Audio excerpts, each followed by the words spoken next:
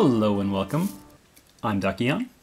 This is the 7th of December 2015, and this is my latest update video on miniature painting. And you're looking right now at, let's see if I can get away the stuff in the background so you can get a clear shot of the first of the Christmas Sophies from Reaper Miniatures that I painted up, the 2001 Sophie, with Giving a Kiss to the Snowman. I think she turned out nicely. Nice effects and snow and everything. The rest of what you can see right now in picture is stuff that's...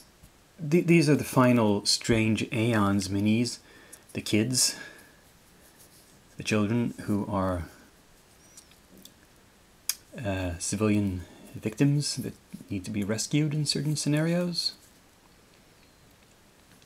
And now that these are painted up, I have actually completed all of my official Strange Aeons miniatures that I have had in store.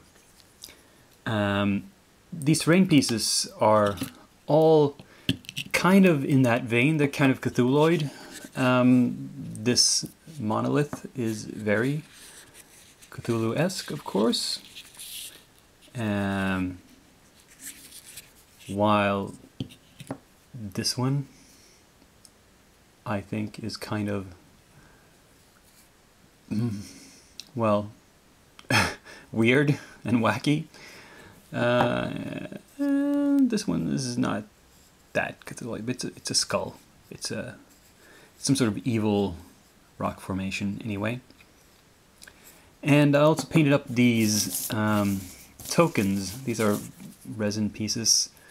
I didn't paint the back. You can see they're just plain resin. They have some sort of runes on them. And I don't know, maybe I made them a bit dark. The actual runes don't stand out at a distance. You have to look closely at them to see the difference between the indentation and the actual surface of the thing. These are, they're not for any specific purpose. They're 25 millimeters in diameter and can be used as markers for, well, any game, actually, I think. Yeah, that is the first batch of stuff that I completed this week. And here we have this week's completed Malifaux miniatures. This is the beginnings of my Zoraida crew. I put the most effort into Zoraida herself, since she's the leader.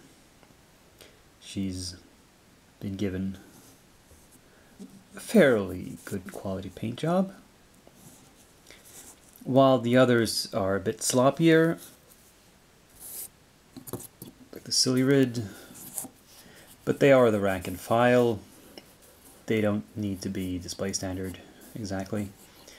They work fine as is, I think. And Bad Juju, well, if he looks sloppy, that's because he is a sloppy guy. He's made up of all sorts of bits and pieces and bric-a-brac. You have everything poking out of him here. You can see the branches and the rocks and the bottles and the skulls and whatnot. The learning experience here was the voodoo doll. Now, for all of these, to fix them on these base inserts, what I did was to cut away the tabs they were on, and I pinned them. Put pins in their feet and legs and put those into the bases. And what I learned was that with something as delicate as this model, that's a pretty bad idea. He's the pin broke, or I don't know if it just came loose from his foot, or what was something. It didn't quite work out, and now he's glued very, very precariously to the base, and I'm very careful to always lift it by the base, not hold it by the miniature. But I just know that at some point, if I'm gaming, in the heat of the battle, I'm going to forget, lift it by the model, and pull it right off. I'm annoyed at myself mostly. I should have been able to figure that out in advance, that would happen. But okay, lesson learned. From now on, I'm not going to try to pin models whose feet and legs are that thin. And yeah, I'll save it for stuff like bigger stuff, you know, like the Silurids. They're okay. This one, he's kind of off-centered on the base, but it's because of the way his hands and feet are placed. That, I mean, with the Waldgeists, I think I can field a 50 soul stone crew. I have to take some upgrades, but you wouldn't want to play Zoraida without certain upgrades anyway, so that's not a big issue. And yeah, it feels nice to have a second crew, a second faction, a second master to play. Gives me some variety.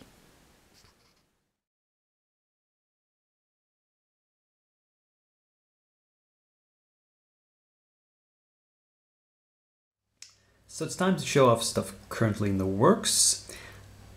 I have not added that much to the queue. We have this next Christmas Sophie in line. This is the 2002 Christmas Sophie, which I've prepped for that project and, you know, started laying down a few base coats. It's not as complex a model as it looks, only the wings were separate, had to be attached. There were some issues, probably because the rest of it was cast in one piece. I was surprised by how poor the casting actually was. There was a lot of flashing, there was a horrible mold line. I mean, if you look closely at her upper thigh, you can see that it's slightly concave. I had to file down a really bad mold line there, and it's left an indentation. And it ran all the way down the front of the shingles here. I've disguised that somewhat, I think. But still, there was quite a lot of slippage in the mold here. And also, the quality of the metal itself was surprisingly poor. It felt like a cheap, like a flimsy kind of pewter. And I'm used to Reaper models being really, really solid. This was a different alloy, it seems, than the usual one. And I'm thinking it could be because it is such a big chunk of metal. They had to go for a lighter weight alloy.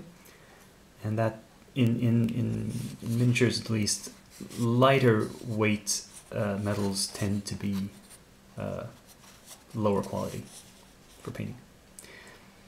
But I have fixed the issues with it, and it is a nice sculpt. Very, very fun pose, and like a little mini diorama here. That's gonna be fun. For Malifaux, I have prepped two models: a doppelganger, which is a shapeshifter. She looks normal from the front. From the back, you can see that all her bone and muscle and such is exposed because she's in transition. She's turning into something here, and just has a little blanket to hide herself. And these two models were a joy to clean up and prep. They had no issues whatsoever. Perfect casting. This here is McTavish, who is a well, in the first edition, he's an outcast. These days, he's in the Gremlins faction, but he can be used with my Zoraida crew. And of course, the doppelganger is Neverborn, so that's cool. And I'm going to put these on the two remaining Bayou bases, the base inserts. And I see I've started slopping some paint on them.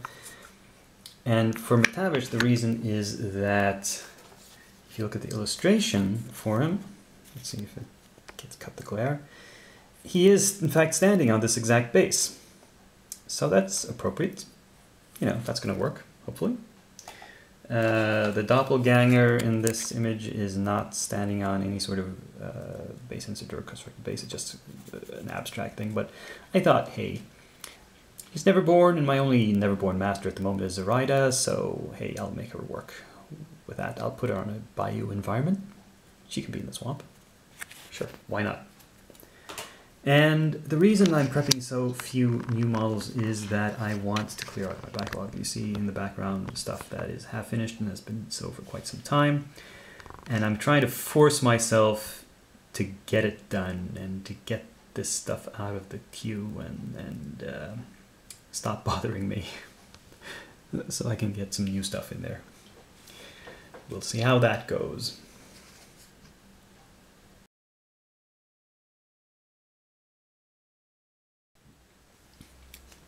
Okay, looking pretty good there statistics-wise. It might shift a bit before the end of the year because I'm going to be placing some special Christmas deal orders with various manufacturers, but I'm going to try to keep my head above water at least.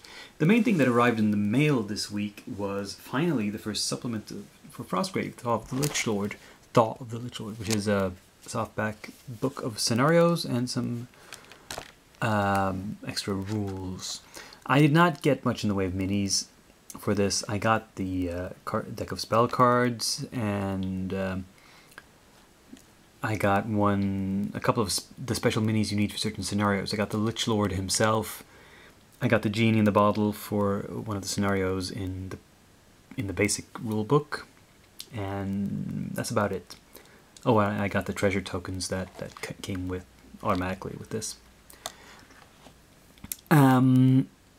Yeah, because I'm planning for Frostgrave on mostly using my existing minis. Speaking of which, I thought I'd show you, even though I haven't prepped much this week, I'm going to show off a few of the models that are in the queue to be prepped next time I need to prep some new stuff to paint. And here we have a slew of stuff from various manufacturers. We have a lot of Reaper miniatures. We have some from Black Hat miniatures. More Reaper over there. We have one Volsung miniature. We have one Dark Age miniature. And we have a few from Fenrir. And this is from West Wind, actually. A lot of these I just picked up one mini, like Volsung and Dark Age. I just got one mini from out of their range just to give them a test run to see what they were like. Same thing with Fenrir. I didn't know much about this company, so I decided that I'll just pick up one blister and we'll see what they're like. And you might see some of these primed and ready to go next Monday. No promises. It all depends on how much I get done of the existing stuff. Well, that I think will be it for this update. So, I hope you have a very nice week ahead of you. I will try to have a good time myself. And until next time, this is Doc Eon, signing off.